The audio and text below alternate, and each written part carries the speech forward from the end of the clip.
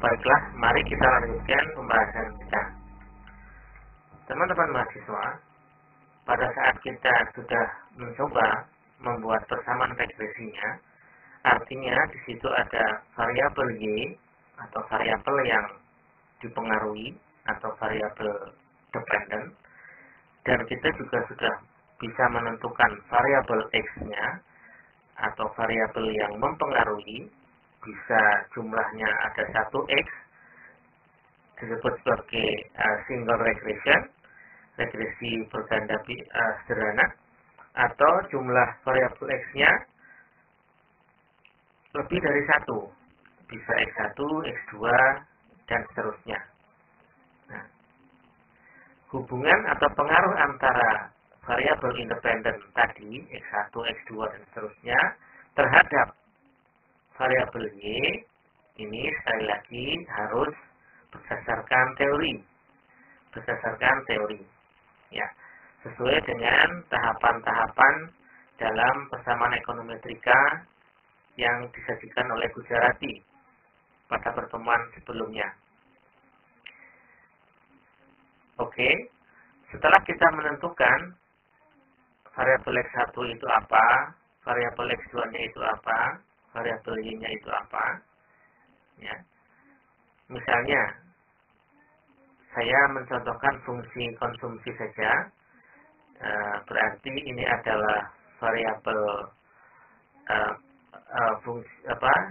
variabel yang kita butuhkan ada dua, yaitu variabel dependent yang tergantung adalah konsumsi, variabel independennya yang mempengaruhi adalah variabel pendapatan. Variabel pendapatan mempengaruhi variabel konsumsi. Variabel pendapatan sebagai X1, variabel konsumsi sebagai Y. Ya, atau variabel pendapatan adalah X, variabel konsumsi adalah Y-nya. Nah, dalam tahapan persamaan ekonometrika sesuai dengan Gujarati, maka setelah kita menetapkan variabel pendapatan dan variabel konsumsi, maka kita mencari data collection. Ya. Misalnya dalam suatu wilayah, ya, kita RT misalnya, di situ ada kepala rumah tangga atau kakak, begitu. Di situ kita mendata. Kalau kita mau populasi, berarti di situ ada 100 kepala rumah tangga misalnya, berarti kita mendata setiap kepala rumah tangga, konsumsinya yang dikeluarkan berapa setiap bulan, dan pendapatan setiap bulannya juga berapa. Nah, itu namanya collecting data atau data collection. Ya, mengumpulkan data Y dan mengumpulkan data X. Ya. Setelah dikumpulkan data-data dari katakanlah 100 kepala rumah tangga, kalau ini populasi, ya, atau mungkin akan diambil data sampelnya, misalnya sampel kecil jumlah 30 misalnya, ya. Maka kemudian dimasukkan di dalam Excel, ya, yang paling mudah dimasukkan dalam Excel, ya.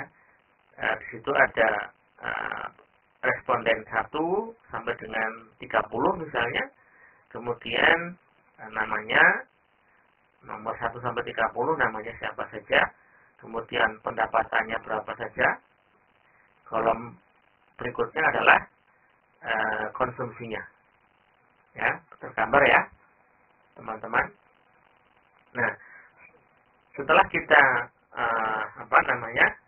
memperoleh data tersebut, kemudian kita lakukan regresi, ya, bisa menggunakan alat regresi, analisis regresi bisa menggunakan SPSS atau FUS, ya, silahkan. Katakanlah sudah keluar output, ya, output dari regresi sudah keluar. Nah, maka yang akan kita tengok terlebih dahulu adalah satu uji asumsi klasik. Ya, uji asumsi klasik. Nah, setelah itu sudah beres, ya, maka baru kita uji statistik. Ya, jangan lupa uji asumsi klasik dahulu, kemudian uji statistik. Uji asumsi klasik itu apa? Uji asumsi klasik itu adalah serangkaian uji yang menunjukkan bahwa model itu fit, model itu layak, model itu baik. Ya, baik tidaknya model itu dalam model regresi disebut sebagai ini teman-teman, BLUE, Best Linear Unbiased Estimator. Ya, Best Linear Unbiased Estimator. Estimator linear yang tidak bias yang terbaik, gitu ya. Estimator linear yang tidak bias yang terbaik, gitu. Jadi harus memenuhi BLUE ini. Nah, di dalam buku-buku ekonometrika, ya, di situ ada syarat untuk mendapatkan BLUE itu ada yang mengatakan 8, ada yang 10, gitu ya. Nah, namun dalam kesempatan kali ini kita akan mencoba, atau umumnya ya, kalau kita melakukan regresi untuk uji asumsi klasik, yang pertama untuk memastikan bahwa model itu adalah model yang baik, nah, model yang siap untuk dilakukan uji berikutnya, yaitu uji statistik, gitu ya. Nah, model yang baik ini ya harus memenuhi sekali lagi BLUE tadi, Best Linear Unbiased Estimator. Nah, untuk itu maka dilakukan tadi uji asumsi klasik yang meliputi ada sekian rangkaian uji. Yang utama adalah ada 4 atau 3 ya, yaitu uji multikolinearitas nomor 4 ini ya, kemudian uji autokorelasi, kemudian uji heteroskedastisitas, dan uji normalitas. Ya. Atau bahkan ada yang mengatakan hanya 3 saja, multikolinearitas, autokorelasi, dan heteroskedastisitas. Ya. Baik, mari kita lihat bagaimana uji-uji ini dilakukan. Ya. Uji asumsi klasik yang pertama adalah multikolinearitas atau multikolinearity. Nah, multikolinearitas ini dilakukan jika variabel bebasnya lebih dari 1. Variabel bebas lebih dari 1 atau X-nya lebih dari 1. X1, X2. Ya. Apalagi X3, X4 dan seterusnya. Minimal X1 dan X2. Ya.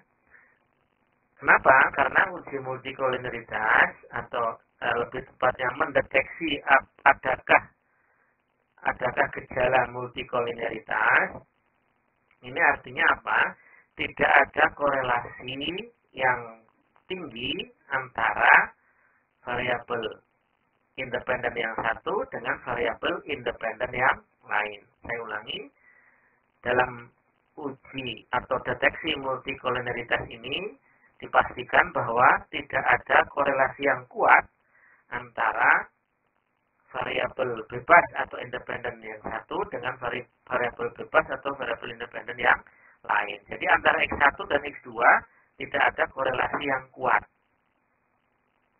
Gitu ya. Baik.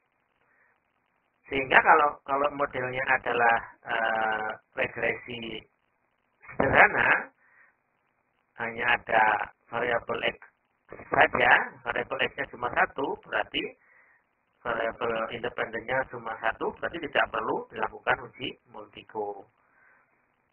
Nah, konsekuensi adanya multikolinearitas ini adalah apa teman-teman? Mari kita lihat.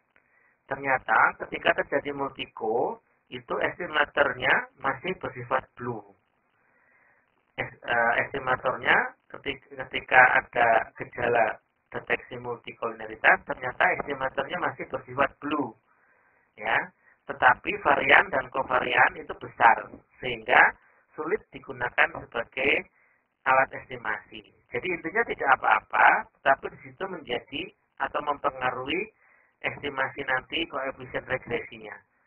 Ya. Jadi bagaimana? Ya lebih baik ya terbebas dari masalah multikolineritas supaya nanti estimasinya menjadi valid, begitu ya. Ya. Kemudian yang kedua, interval estimasi cenderung melebar dan nilai T akan kecil sehingga variabel bebas tidak signifikan secara statistik dalam mempengaruhi variabel terikat. Jadi estimasinya menjadi tidak fokus ya atau melebar ya. Artinya di sini estimasi itu nanti koefisien regresinya ya teman-teman ya, yang beta 0, beta 1-nya itu ya. Nah, itu menjadi kurang fokus ya. Kurang fokus kurang tajam gitu ya. Kurang tajam dalam memprediksinya. Ya. Begitu. Kemudian yang ketiga, jika terjadi multikolineritas yang sempurna, artinya korelasinya antara X1 dan X2 itu sempurna. Misalnya ya, X1 dan X2 itu X1-nya pendapatan, X2-nya kekayaan. Ya. Antara kekayaan dan pendapatan ini sebenarnya sama, yang dihitung adalah penghasilan atau pendapatan seseorang. Maka dia korelasinya sempurna. Tidak bisa digunakan seperti ini. Ya. Jika multikolineritas sempurna, seperti yang saya contohkan tadi, maka estimasinya bisa gagal karena ada matriks singular. Nanti error gitu ya. Tidak bisa diolah karena sama-sama X1 dan X2 menggunakan sebenarnya variabelnya sama atau mendekati sama. Satu pendapatan bulanan, yang satu mungkin pendapatan mingguan ya. Nah, ini sebenarnya dua variabel yang sama.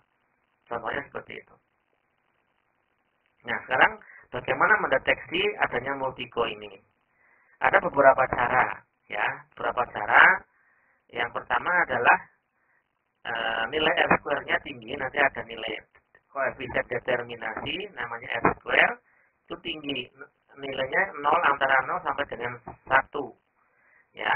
Kalau mendekati 1 misalnya 0,90 ya, berarti itu tinggi 90% dapat menjelaskan apa variasi-variabel bebas, dapat menjelaskan variasi-variabel terikat ya, 90% tinggi sekali. Nah, berarti bagus, tetapi ketika nilai R-square-nya tinggi, tetapi banyak variabel bebas yang tidak signifikan, koefisien regresinya itu teman-teman, itu tidak signifikan, tetapi R-square-nya tinggi, berarti ini ada gejala, kemungkinan ada gejala multikolineritas. Ya, deteksinya seperti itu. Dan yang kedua, ini ada membandingkan nilai R-square model dengan nilai R-square regresi antar variabel bebas atau parsial. Ya, ini nanti kita jelaskan pada lain waktu. Ya, intinya ya, jika R-square model awal ini lebih kecil dari R-square secara parsial dari masing-masing regresinya, ya, maka ini ada gejala multikolineritas. Ya, nanti akan kita jelaskan di lain waktu. Kemudian yang paling mudah adalah dalam SPSS tersaji nilai VIF, yaitu variance inflation factor. VIF dalam output SPSS nilai ini muncul. Dalam EVIUS yang 8 belum ada, tetapi EVIUS yang setelah 8, EVIUS 8 itu sepertinya ada ya.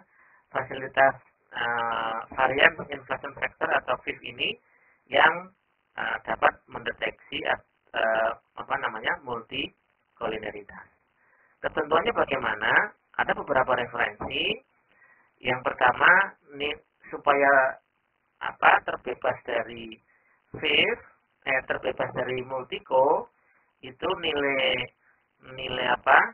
VIF-nya dari masing-masing variabel itu di bawah 5 gitu ya. Pokoknya di bawah 5. itu terbebas dari multi-call. Ada yang mengatakan di bawah 10, gitu ya. Ya, saya menggunakan yang umum dilakukan oleh para peneliti, yaitu nilai fifth-nya kurang dari 10. Ya, nilai fifth dari masing-masing variabel itu kurang dari 10. Itu maka tidak terdeteksi multikolinialitas. Mari kita lihat contohnya ya, teman-teman. Ini output dari regresi, sebuah regresi begitu ya. Di sini ada variabel bebas X1 dan X2.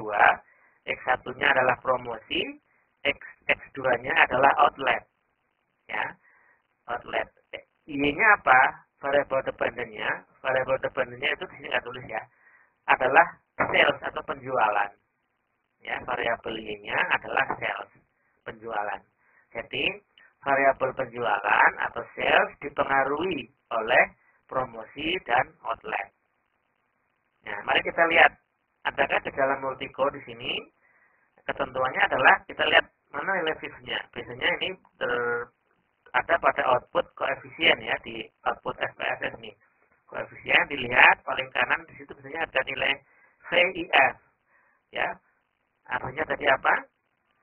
Variance inflation factor. Ya. Untuk promosi nilai VIF-nya adalah 2,177. Untuk outlet juga sama, yaitu 2,177. Nah, berarti nilai fifth untuk promosi itu lebih kecil dari 10. Nilai fifth dari outlet juga lebih kecil dari 10. Ya. Jika semua nilai fifth dari masing-masing variabel bebas semuanya kurang dari 10, maka terbebas dari multikolinialitas. Ya. Tetapi jika ada salah satu atau lebih dari satu, ya, ada salah satu saja dari variabel bebasnya nilai fifth-nya itu lebih dari 10, misalnya 12, sekian, ya. Salah satu saja variabel bebasnya itu berarti ada masalah multi-co dan harus disembuhkan ya. Kalau dalam saran saya ya kita sembuhkan masalah multikolinialitas ini, gitu ya. Gitu ya, teman-teman mahasiswa ya. Jadi, ketentuannya adalah nilai fifth kurang dari 10. Itu aman. Seperti ini di sini ya. Nilai fifth untuk promosi 2,17, untuk outlet juga 2,17. Dua-duanya ini kurang dari 10. Artinya aman. Ya. Di sini tidak terkena masalah multikolinialitas.